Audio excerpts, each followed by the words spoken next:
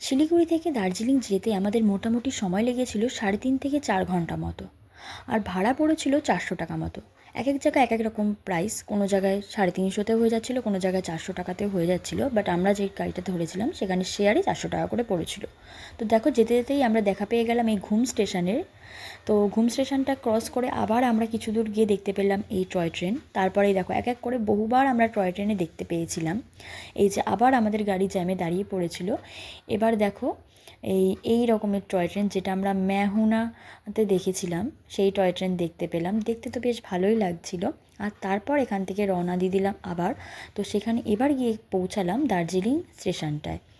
তো দেখো, এখান থেকে পুরোপুরি কাঞ্চনজঙ্ঘা দেখা যাচ্ছিল, যেটা দেখে আমার তো খুবই ভালো লাগলো। মানে রোজ আমি শিলিগুড়ি থেকে দেখতে পাই কাঞ্চনজঙ্ঘা, কিন্তু এতটা সামনে থেকে স্পষ্ট ক্লিয়ারভাবে দেখা যায় না।